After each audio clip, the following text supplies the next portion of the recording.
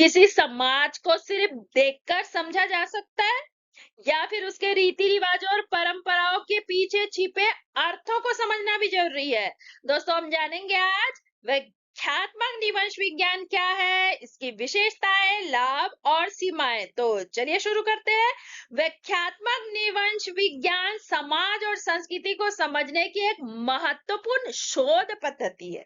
जब शोधकर्ता किसी समाज के व्यवहार, प्रतीकों, भाषा, परंपरा और सांस्कृतिक गतिविधियों के पीछे छिपे अर्थ को समझने का प्रयास करता है तो उसे व्याख्यात्मक निवंश विज्ञान कहा जाता है। यह केवल यह नहीं देखता कि लोग क्या करते हैं, बल्कि यह भी समझने की कोशिश करता है कि लोग ऐसा क्यों करते हैं और उनके सांस्कृतिक कार्यों का अर्थ क्या है।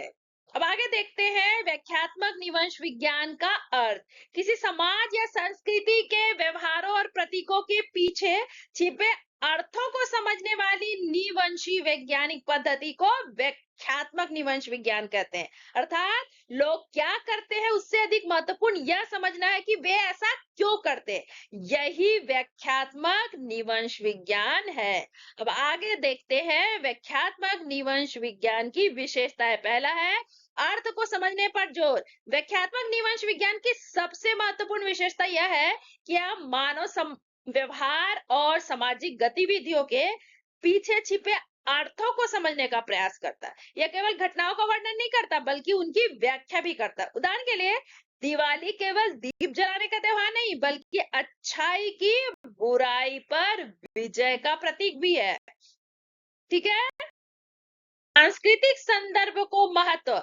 हर समाज की संस्कृति अलग होती है, इसलिए किसी व्यवहार को उसके सांस्कृतिक संदर्भ में समझना आवश्यक है। उदाहरण के लिए भारत में बड़ों के पैर छूना सम्मान का प्रतीक है, जबकि अन्य देशों में ऐसा नहीं किया जाता। यदि सांस्कृतिक संदर्भ न समझा जाए तो व्यवहार का सही अर्थ समझना कठिन होगा। अगला है गहन वर्णन। यह व्याख्यात्मक निवंश विज्ञान की प्रमुख विशेषता है। इसमें किसी व्यवहार का केवल बाहरी वर्णन नहीं बल्कि इसके पीछे की भावना, उद्देश्य और सामाजिक अर्थ को समझा जाता है। अगला है गुणात्मक शोध पद्धति। यह मुख्य रूप से गुणात्मक शोध पर आधारित होता है। इसमें संख्या और आंकड़ों से अधिक लोगों के अनुभव, भावनाएं और विचारों को महत्व दिया जाता है। उदाहरण के लिए यदि शोधकर्ता गांव की महिलाओं की स्थिति का अध्ययन कर रहा है तो वह केवल प्रतिशत नहीं बल्कि उनके अनुभव और संघर्षों को भी समझेगा। अगला है सहभागी अवलोकन। शोधकर्ता समाज के लोगों के बीच रहकर उनके जीवन में भाग लेता है। इससे उसे वास्तविक अनुभव प्राप्त होते हैं। उदाहरण के लिए यदि शोधकर्ता किसी जनजाति समुदाय के त्योहार का अध्ययन कर रहा है तो वह स्वयं उस उत्सव में शामिल होकर उसकी भावना और महत्व को समझेगा। अगला है व्यक्तिपरक दृष्टिकोण। यह पद्धति लोगों की व्यक्तिगत सोच, अनुभव और भावनाओं को महत्व देती है। उदाहरण के लिए एक ही घटना को अलग अलग लोग अलग तरीके से अनुभव कर सकते हैं। जैसे विवाह किसी के लिए धार्मिक परंपरा हो सकता है तो किसी के लिए सामाजिक जिम्मेदारी। प्रतीकों और संकेतों का अध्ययन। व्याख्यात्मक निवंश विज्ञान समाज में उपयोग होने वाले प्रतीकों और संकेतों के अर्थ को समझने का प्रयास करता है। उदाहरण के लिए सिंदूर जो है वो विवाह का प्रतीक, राखी भाई बहन के प्रेम का प्रतीक, तिरंगा राष्ट्रीय पहचान। अगला है लचीली शोध प्रक्रिया। व्याख्यात्मक निवंश विज्ञान में शोध प्रक्रिया कठोर नहीं होती। क्षेत्र कार्य के दौरान नई परिस्थितियों और अनुभवों के अनुसार शोध की दिशा बदल सकती है। उदाहरण के लिए यदि अध्ययन के दौरान पता चले कि किसी गांव में प्रवास बड़ी समस्या है तो शोधकर्ता उस विषय पर भी ध्यान दे सकता है। अगला है छोटी इकाइयों का गहन अध्ययन। यह सामान्यतः छोटे समूहों, समुदायों या विशेष सांस्कृतिक घटनाओं का गहराई से अध्ययन करता है। उदाहरण के लिए एक गांव, एक जनजाति, एक परिवार। अगला है वास्तविक जीवन पर आधारित अध्ययन। यह पद्धति काल्पनिक या केवल सैद्धांतिक नहीं होती बल्कि वास्तविक जीवन के अनुभवों पर भी आधारित होती है। देखते हैं व्याख्यात्मक निवंश विज्ञान के लाभ। पहला, संस्कृति की गहरी समझ प्राप्त होती है। व्याख्यात्मक निवंश विज्ञान का सबसे बड़ा लाभ यह है यह किसी समाज की संस्कृति को केवल सतही रूप से नहीं बल्कि गहराई से समझने में मदद करता है। यह जानने का प्रयास करता है कि किसी परंपरा या व्यवहार का समाज के लिए क्या अर्थ है। उदाहरण के लिए भारतीय समाज में नमस्ते केवल अभिवादन नहीं बल्कि सम्मान और विनम्रता का भी प्रतीक माना जाता है। व्याख्यात्मक निवंश विज्ञान इस सांस्कृतिक अर्थ को समझने का प्रयास करता है। अगला है मानव व्यवहार के पीछे छिपे कारणों को समझने में सहायता। यह पद्धति केवल यह नहीं देखती कि लोग क्या करते हैं, बल्कि यह भी समझती है कि वे ऐसा क्यों करते हैं।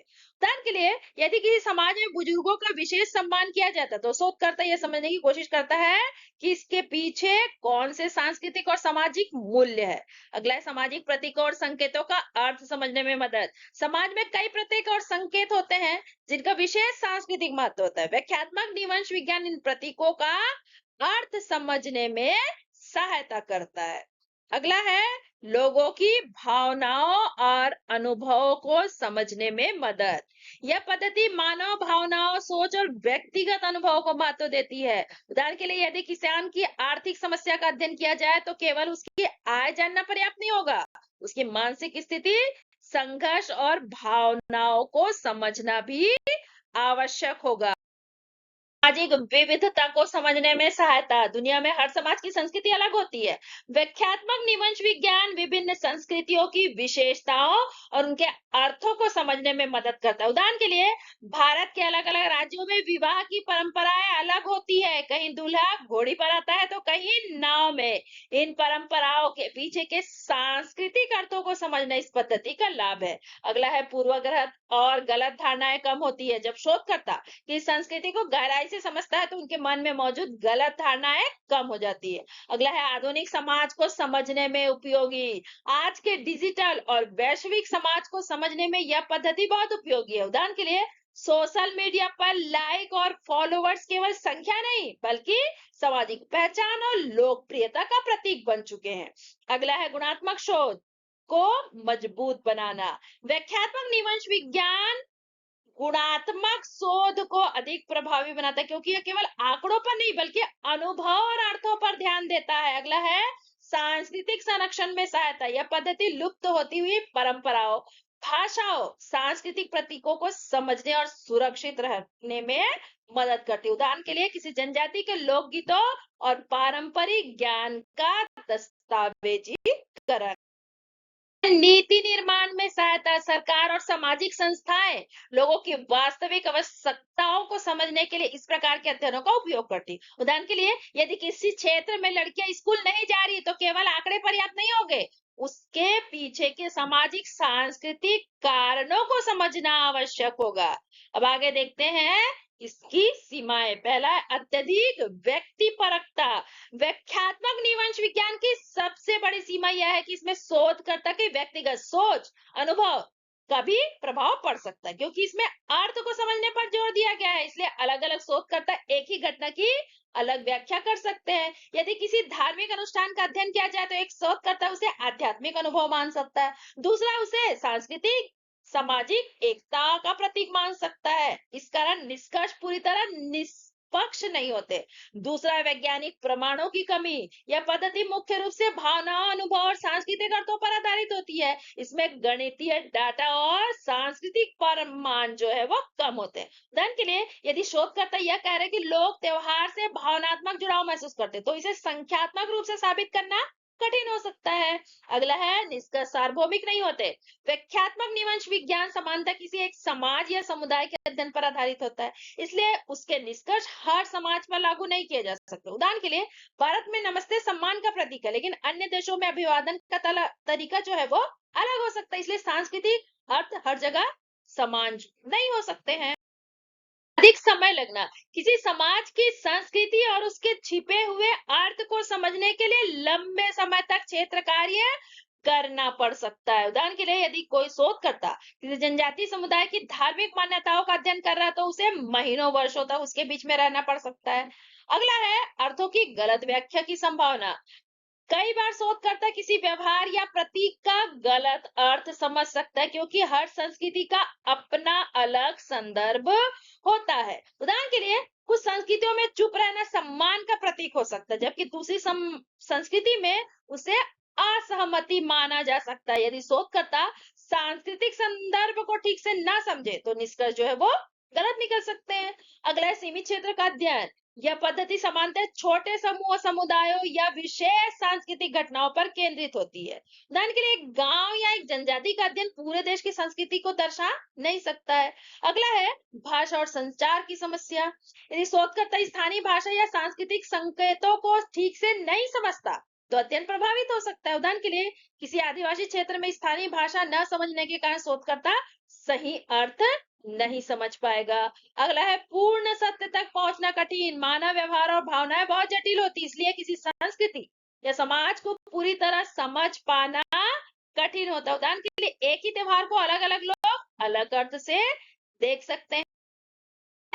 अधिक खर्चीला स्रोत। लंबे समय तक क्षेत्र कार्य, यात्रा, डाटा संग्रहण के कारण यह पद्धति महंगी हो सकती है। अब आगे देखते हैं इसका निष्कर्ष।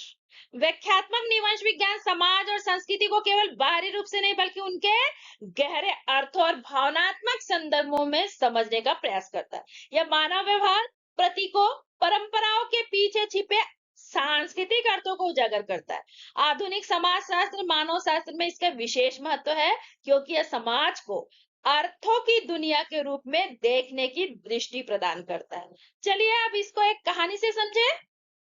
एक बार समाजशास्त्र की छात्रा नेहा अपने कॉलेज से रिसर्च करने एक पहाड़ी गांव में गई। गांव में हर साल एक बड़ा त्योहार मनाया जाता था। लोग ढोल बजाते, आग के चारों ओर नाचते और पूरी रात गीत गाते थे। नेहा ने यह सब देखा और सोचा शायद यह सिर्फ मनोरंजन होगा, लेकिन उसके प्रोफेसर ने कहा था समाज को सिर्फ देखकर मत समझो, उसके पीछे छिपे अर्थ को समझो। यहीं से शुरू हुआ उसका व्याख्यात्मक निवंश विज्ञान का अध्ययन। नेहा ने जल्दी निष्कर्ष नहीं निकाला, वह गांव वालों के बीच रहने लगी, उनके साथ खाना खाया, बातें की और त्योहार की तैयारी में मदद भी की। धीरे धीरे उसे समझ आया कि व्याख्यात्मक निवंश विज्ञान वह पद्धति है जिसमें शोधकर्ता केवल यह नहीं देखता कि लोग क्या कर रहे हैं, बल्कि यह समझने की कोशिश करते हैं कि लोग ऐसा क्यों करते हैं, उस परंपरा का क्या अर्थ है, लोग उससे क्या महसूस करते हैं। अब विशेषता के आधार पर अर्थ पर जोर। एक दिन नेहा ने गांव के बुजुर्ग से पूछा, आप लोग ये त्योहार क्यों मनाते हैं? बुजुर्ग बोले, यह सिर्फ नाच गाना नहीं है बेटी, यह हमारे पूर्वजों की याद और हमारी एकता का प्रतीक है। तब नेहा समझ गई कि त्योहार के पीछे गहरा सांस्कृतिक अर्थ छिपा होता है। यही इसकी सबसे बड़ी विशेषता है, घटनाओं के पीछे अर्थ को समझना, भावनाओं को समझना। नेहा ने देखा कि त्योहार के दौरान लोग बहुत भावुक हो जा रहे थे, कुछ लोग अपने पूर्वजों को याद करके रो भी रहे थे। इससे उसे समझ आया कि यह पद्धति लोगों की भावना और अनुभव को भी महत्व देती है।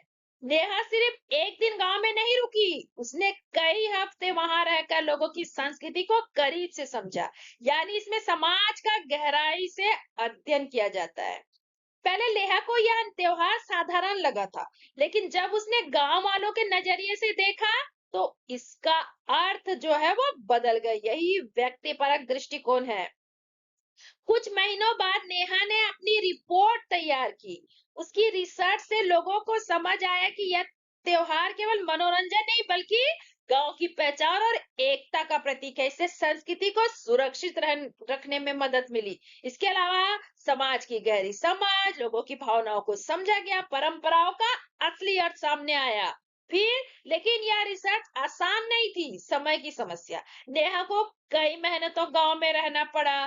धीरे धीरे नेहा खुद भी उस संस्कृति से जुड़ने लग गई। कभी कभी उसे डर होता था कहीं उसकी अपनी भावनाएं जो है वो रिसर्च को प्रभावित ना कर दे, यानी पूरी निष्पक्षता बनाए रखना कठिन था।